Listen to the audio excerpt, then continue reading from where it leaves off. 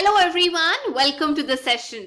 आज हम डिस्कस करने जा रहे हैं grade 7th Punjab school education board की science, lesson number 10, respiration in organisms, यानी भिन्न भिन्न प्रकार के जीव जो हैं वो सांस कैसे लेते हैं। हम दिन भर में बहुत सारी फिजिकल एक्टिविटीज करते हैं जिसमें हमारी कसरत आती है, रनिंग, स्विमिंग करते हैं, साइकिलिंग करते हैं, कई बार पेड़ों पे चढ़ के अमरूद तोड़ते हैं। ये सब करते करते आपने महसूस किया होगा कि कई बार हमारी सांस लेने का जो रेट है वो बढ़ जाता है। क्या आपको मालूम है ऐसा क्यों होता है? क्यों एकदम से सांस लेने में दिक्कत आ जाती है? और ऐसा कौन सा हिस्सा है जो हम इस्तेमाल करते हैं ब्रीदिंग के टाइम पे, जो एक पार्ट है रेस्पिरेशन का? ये सारी चीजें आज हम इस क्लास में पढ़ेंगे और डिटेल में समझेंगे। अच्छा, आप ये सोचो, हम रिस्पायर क्यों करते हैं? देखिए, हर जीव जंतु जो धरती पे सरवाइव करता है, हर ऑर्गेनिज्म के अंदर छोटे छोटे सेल होते हैं। वो वाले सेल नहीं जो हम बैटरी में यूज करते हैं, हमारे सेल और किस्म के होते हैं, आप देख सकते हैं इमेज में।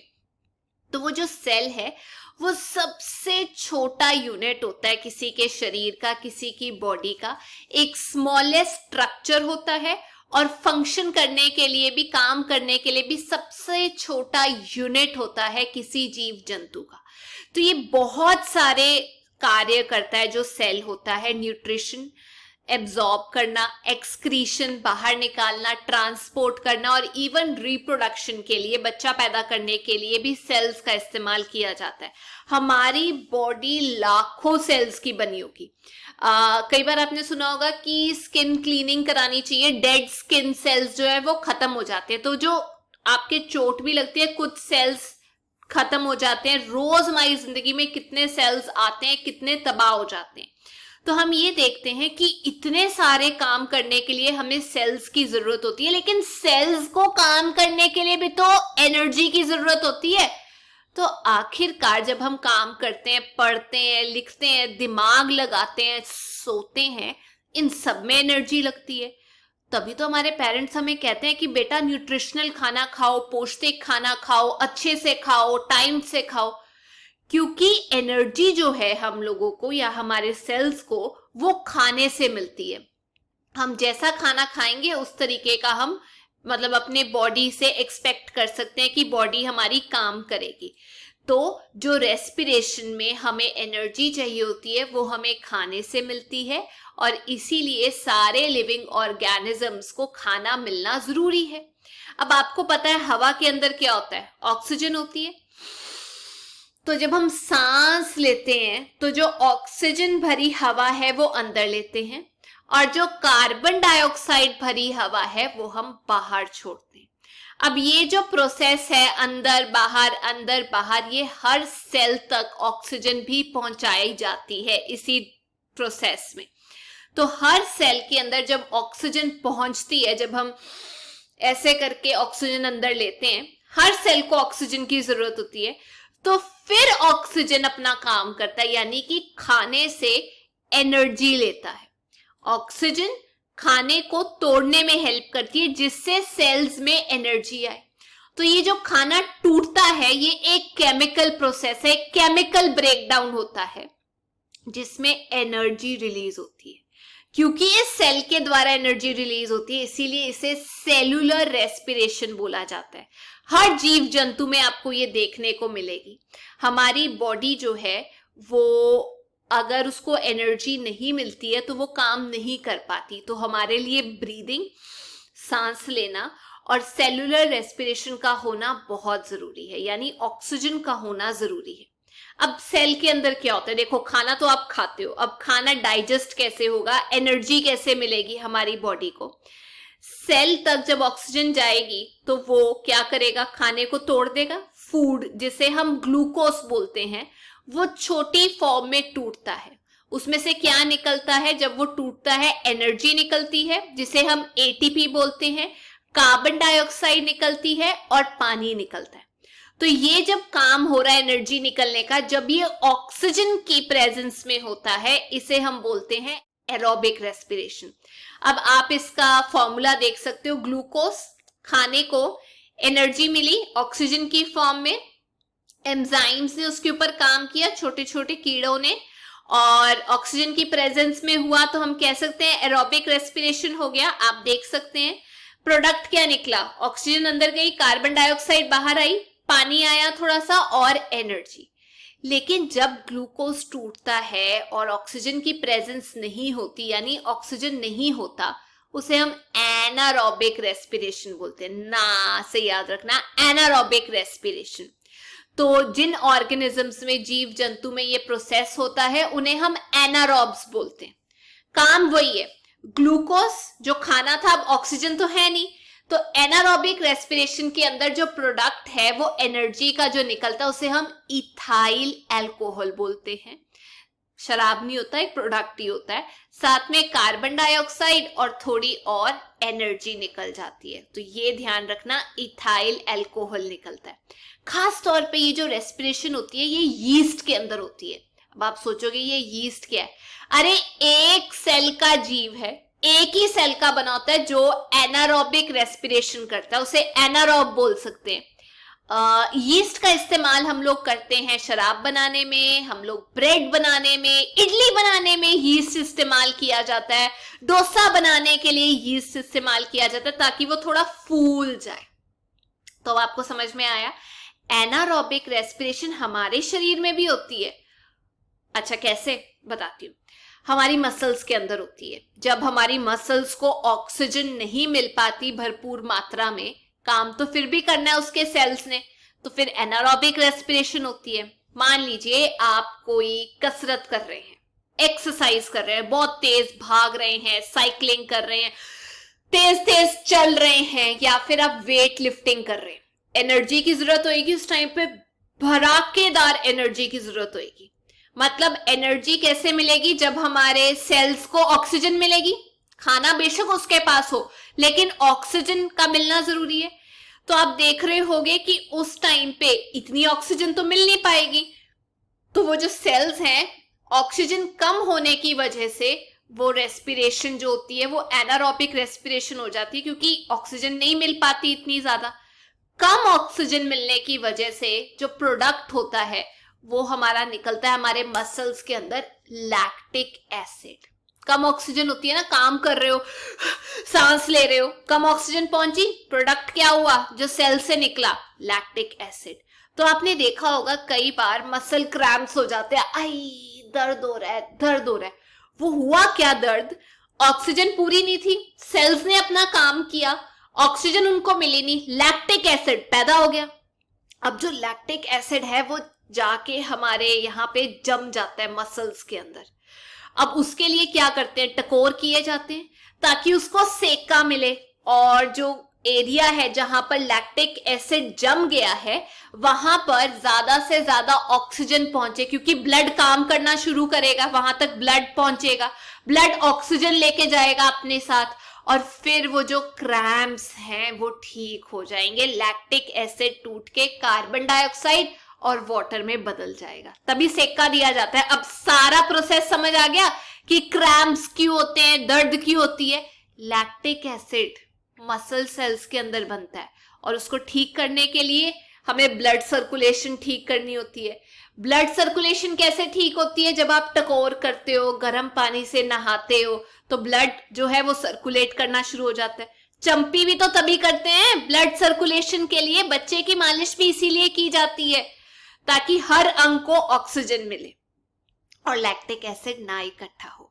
अब समझते हैं ब्रीदिंग के बारे में। हमें पता है ब्रीदिंग रेस्पिरेशन का एक हिस्सा है। ब्रीदिंग में क्या होता है? एक प्रोसेस है जिसमें आप ऑक्सीजन जो है अंदर लेते हो, कार्बन डाइऑक्साइड बाहर छोड़ते हो अपने ऑर्गन्स की मदद से। तो जो आप हवा अंदर ले रहे हो, इन, उससे याद रखना, उसे हम इनहेलेशन बोलते हैं। और जो कार्बन डाइऑक्साइड वाली हवा बाहर छोड़ रहे हो उसे हम एक्स से याद रखना, एक्सहेलेशन बोलते हैं या एक्सहालेशन बोलते हैं। अब इसमें ये जो प्रोसेस है हमारे अंदर चलता रहता है। जितनी देर कोई जीव जीता है उतनी देर इनहेलेशन एक्सहेलेशन चलती रहती है। अब आप सोचोगे ये कैसे होता है? हम तो सांस लिए बिना भी रह सकते हैं। 2 मिनट के लिए जरा अपना नाक और मुंह बंद करके देख लो, कार्बन डाइऑक्साइड अंदर इकट्ठी हो जाएगी जो सेल्स बना बना के छोड़ रहे हैं, आप दिक्कत में होगे।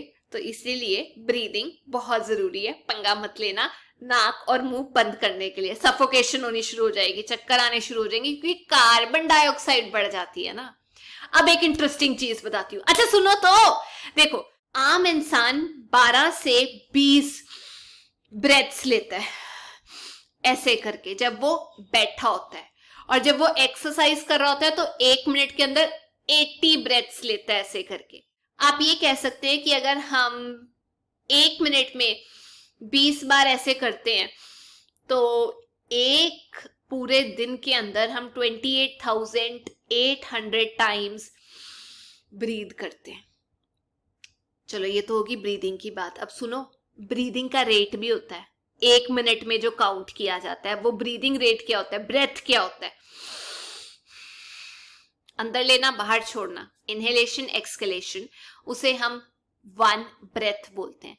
आम इंसान कितना ब्रीदिंग रेट होता है, 12 से 20 टाइम 1 मिनट में। जो बच्चा होता है जब वो सो रहा होता है वो ज्यादा ब्रीद करता है एक एडल्ट से, एक बड़े इंसान से।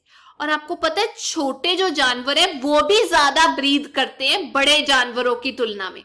जैसे अगर चूहे की बात की जाए तो 1 मिनट में उसकी 90 to 110 सांसें होती हैं, लेकिन अगर हाथी की बात की जाए तो वो 1 मिनट में 10 से 15 बार ही सांस ब्रेथ करता है, उसका इतना ही ब्रीदिंग रेट है। तो हम ये कह सकते हैं जनरली आम तौर पे हमें नहीं पता चलता कि हम सांस ले रहे हैं जब तक हम कोई एक्सरसाइज नहीं करते, ऑक्सीजन की कमी नहीं हो जाती, ब्रीदिंग रेट नहीं बढ़ जाता हम लोगों का। आप खुद भी एक टेबल बना के अपनी ब्रीदिंग रेट को चेक कर सकते हो, नॉर्मल कंडीशन में कितना है, बाकी अपने दोस्तों का भी चेक कर सकते हो। जब आप वॉक करते हो 10 मिनट के लिए, ब्रिस्क वॉकिंग ऐसे करके सीधी कमर करके आप जब चलते हो उस टाइम पे रेट कितना है, रनिंग करके 100 मीटर की आपका रेट कितना बन जाता है, और कंप्लीट रेस्ट करके आपका रेट कितना होता है। आजकल तो घड़ियां इस्तेमाल की जाती है। तो जब भी हम लोगों को एक्स्ट्रा एनर्जी की जरूरत होती है, याद रखना हम ग्लूकोज खाते हैं, बिल्कुल मुझे पता था ये आंसर आएगा, लेकिन जब हमें एक्स्ट्रा एनर्जी की जरूरत होती है, क्या मैं बोल सकती हूँ हम तेज तेज सांस लेना शुरू कर देते हैं। तो मतलब हमें ज्यादा एनर्जी की जरूरत है तो हम और हार्ड वर्क करते हैं, और सेल्स ज्यादा काम करो, क्योंकि हमारे सेल्स को ऑक्सीजन मिलेगी, वो खाने को तोड़ेंगे, हमें एनर्जी मिलेगी, ज्यादा एनर्जी जो हमें चाहिए थी। ठीक है, भारी काम करते हुए ऐसा हो जाता है, ज्यादा सांस लेना शुरू कर देता है बंदा। अगर आप भारी सूटकेस भी उठा लो, आप करते हो, होता है, आम बात है। अब हम सांस कैसे लेते हैं, हाउ डू वी ब्रीथ। देखिए, ब्रीद करना, सांस लेना एक प्रोसेस है। ब्रीदिंग रेट याद है ना, अंदर बाहर दोनों को काउंट करते हैं। हम ब्रीथ करते हैं, सांस लेते हैं अपने लंग्स के जरिए, जो हमारी चेस्ट की कैविटी में होते हैं। आप देख सकते हैं चेस्ट कैविटी कहां पर है। जो हमारा लेफ्ट साइड का लंग है वो थोड़ा सा छोटा होता है क्योंकि वहां पे हार्ट आ जाता है, राइट साइड का बड़ा होता है, ये याद रखना, बहुत कम बच्चों को पता होता है। तो ये जो चेस्ट है, हमारी छाती है, उस सेक्शन को हम बोलते हैं थोरैसिक कैविटी। कौन सी कैविटी, थोरैसिक कैविटी। अब ये जो कैविटी है इसके आसपास रिब्स होते हैं। मैं थोड़ी पतली हूं तो मेरी जो हड्डी है वो दिख जाती है, रिब्स ऐसे करके एक केज होता है, वो केज बनाते हैं इसीलिए उसे रिब केज बोल देते हैं। आप इमेज में देख सकते हैं रिब केज। और इसके नीचे एक ऐसे करके शीट होती है जिसे हम डायाफ्राम बोलते हैं। ये बड़ा सा मस्कुलर शीट होती है चेस्ट कैविटी के बिल्कुल नीचे। अब ब्रीदिंग के टाइम पे केज भी काम करता है, रिब केज भी काम करता है, डायाफ्राम भी काम करता है। होता क्या है, डायाफ्राम ऊपर नीचे जाता है और रिब केज भी ऊपर नीचे जाता है, बट एक डायरेक्शन में नहीं जाते। हमारी हवा कैसे अंदर जाती है, सुनो पहले, हवा अंदर कैसे जाती है, हमारे लंग्स तक हमारी विंड पाइप के जरिए जाती है। उस विंड पाइप को हम ट्रैकिया बोलते हैं, जो हमारे नाक से जुड़ी होती है, नॉस्ट्रिल से। तो जब हम हवा अंदर लेते हैं इनहेल करते हैं नॉस्ट्रिल्स, इसे हम नॉस्ट्रिल्स बोलते हैं, वहां से होती होती नेजल कैविटी तक जाती है, नेजल कैविटी से हमारे ट्रैकिया विंड पाइप तक जाती है। जब आप यॉन करते हो, ज्यादा हवा आप अंदर खींचते हो, तो हमारे लंग्स जो हैं वो क्या होते हैं, पूरे स्केल पे फूल जाते हैं, और हम ये कह सकते हैं फ्रेश हवा अंदर भर जाती है। अच्छा, एक इंटरेस्टिंग चीज बताऊं, जब परांठे खाते हैं तो नींद आती है। क्यों आती है? क्योंकि परांठे खा के हमें ऑक्सीजन की ज्यादा जरूरत होती है उसको डाइजेस्ट करने के लिए, तो हम बड़ा बड़ा मुंह खोलते हैं, वो एक्चुअली हम ऑक्सीजन ले रहे होते हैं यॉन करके, ताकि खाना डाइजेस्ट हो जाए। मुझे पता था आप बोलोगे अरे वाह मैम क्या बात बताई है। अच्छा अब सुनो, अब ब्रीदिंग करते हुए क्या होता है जब हम इनहेल करते हैं, आप भी कर लो, इनहेल कर रहे हो, ठीक है, तो जो हमारा रिब्स हैं वो ऊपर की तरफ को आ जाते हैं और बाहर भी जाते हैं, ऊपर और बाहर। आप करके देख लो, हाथ रख के बाहर की तरफ को आते हुए दिखाई देंगे। जो डायाफ्राम है, जो नीचे शीट है, वो नीचे की तरफ को चली जाती है, ऐसे करके रिब्स ऊपर डायाफ्राम नीचे, ठीक है। इसकी वजह से बीच में जो स्पेस है हमारी चेस्ट कैविटी के अंदर वो ज्यादा हो जाती है, प्रेशर कम हो जाता है, नाक के बाहर प्रेशर ज्यादा है, हाई प्रेशर से लो प्रेशर हवा जाती है, फटाफट अंदर चली जाती है। इनहेल कर लिया क्योंकि अंदर लो प्रेशर था, समझ आ गया, ये ऊपर वो नीचे, फटाफट अंदर। अब एक्सहेलेशन में क्या होता है, बाहर जब करते हैं तो रिब्स नीचे और अंदर की तरफ को जाते हैं, डायाफ्राम ऊपर की तरफ को आ जाता है, वो नीचे, स्पेस कम हो गई, हाई प्रेशर हो गया, तो आप ये मानिए डायाफ्राम सीधा बोलता है चल हवा बाहर की तरफ को, तो हमारी जो हवा है कार्बन डाइऑक्साइड वाली वो लंग्स के द्वारा बाहर कर दी जाती है। रिब्स के अंदर तो लंग्स ही हैं, वही काम कर रहे हैं। तो ये जो मूवमेंट है हमारी बॉडी में, ये हर सांस लेते हुए होती है, इतना पूरा प्रोसेस चलता है, सोचो होता है कि नहीं।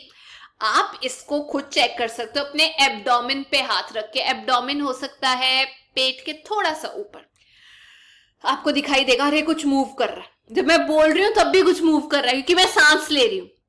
अब आप सोचोगे सांस ले रही है तो ये छींकेगी भी, अरे वो छींकती क्यों मालूम है आपको, हमारे नाक के अंदर, नॉस्ट्रल्स के अंदर कुछ हेयर होते हैं, तो कोई भी चीज जो बाहर का पार्टिकल अंदर जाता है वो म्यूकस उसमें फंस जाता है, ट्रैप हो जाता है।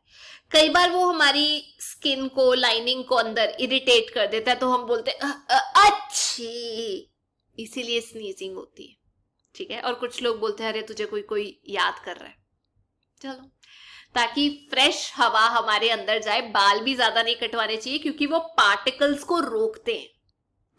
अच्छा, आपको ये एग्जाम्पल प्रूव करके दिखाऊं सांस कैसे चलता है हमारी बॉडी में, मैं कर दूंगी। एक ट्यूब ले लो आप, या ट्यूब छोड़ो, एक प्लास्टिक बॉटल ले लो, ठीक है।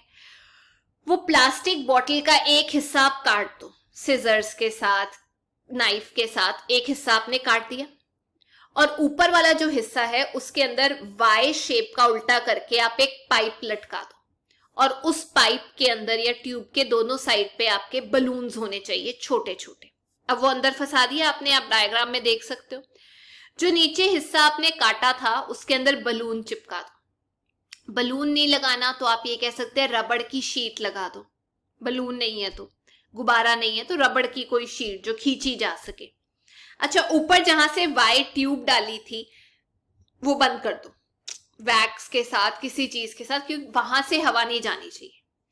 अब आप देखोगे कि जब वो नीचे रबड़ वाली ट्यूब आप नीचे की तरफ को खींचते हो तो बलून्स के अंदर हवा भर जाती है, जैसे लंग्स के अंदर, क्योंकि डायाफ्राम नीचे जा रहा है, लंग्स भर रहे हैं हमारे, वैसे ही वो जो वाई वाली ट्यूब के अंदर बलून्स थे वो भर जाएंगे।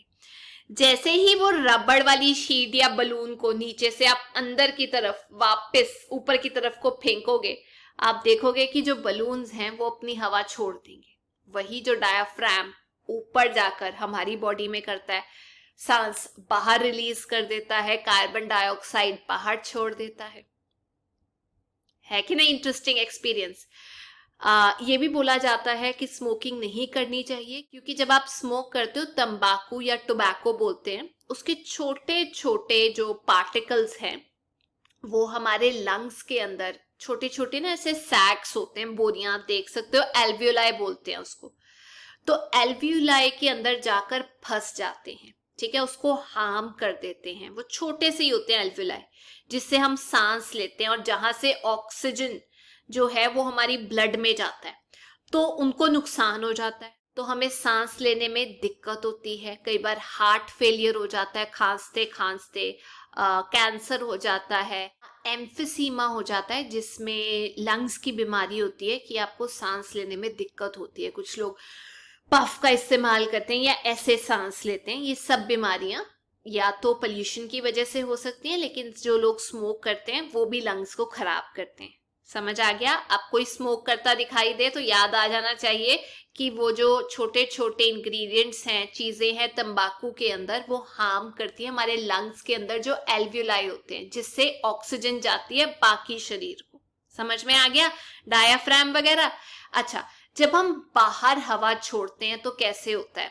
क्या सबूत है कि मैम कार्बन डाइऑक्साइड ही छोड़ते हैं? सबूत दे रही हूं, रुक जाओ। आप एक कंटेनर ले लो, ठीक है, और उसके अंदर एक छेद कर दो ऊपर से, मतलब बंद कर दो जार को, और ऊपर वाले हिस्से में उसके एक छेद कर दो जिसके अंदर से एक स्ट्रॉ जा सके, ठीक है। उस कंटेनर के अंदर आपने डालना है लाइम वाटर। अब ये जो लाइम वाटर है इसे हम कैल्शियम हाइड्रोक्साइड भी बोलते हैं, ये इसका फॉर्मूला आप देख सकते हो। तो आपने उसके अंदर लाइम वाटर भर दिया।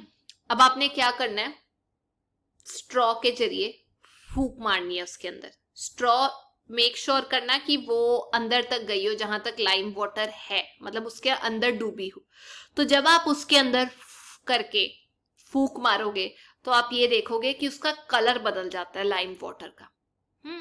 जो ताजा ताजा लाइम वाटर आपने तैयार करके बोतल में डाला था, जब आप उसके अंदर फूंक मारोगे उसका रंग बदल जाता है। वो क्यों बदलता है? क्योंकि हमारी बॉडी के अंदर से कार्बन डाइऑक्साइड निकलती है, और कार्बन डाइऑक्साइड जब लाइम वाटर के साथ मिलती है तो मिल्की सा रंग आ जाता है, दूध जैसा। है ना इंटेलिजेंट बात? तो एक बार ये टेबल जरूर देख लो। जो हमारे लंग्स हैं वो जब हवा इनहेल करते हैं तो 21% ऑक्सीजन अंदर लेते हैं, 0.03% कार्बन डाइऑक्साइड लेते हैं। जब एक्सेल करते हैं तो 16.4% ऑक्सीजन बाहर छोड़ते हैं, कुछ ऑक्सीजन निकलता है, और 4.4% कार्बन डाइऑक्साइड बाहर छोड़ते हैं। तो ये थी आज की क्लास। नेक्स्ट क्लास में बाकी जानवर कैसे ब्रीथ करते हैं उसके बारे में हम पढ़ेंगे। पर जाने से पहले 2 सवाल का जवाब जरूर देना। सबसे पहला, जब आप इनहेल करते हैं तो डायाफ्राम ऊपर जाता है या नीचे जाता है? ये पेपर में पूछा गया था। और दूसरा, एक नॉर्मल ह्यूमन बीइंग के जो ब्रीदिंग रेट है वो कितना होता है पर मिनट? तो ये थी आज की क्लास। अगर आपको वीडियो अच्छा लगा, please make sure you like, share and subscribe. Till then, take care, bye bye.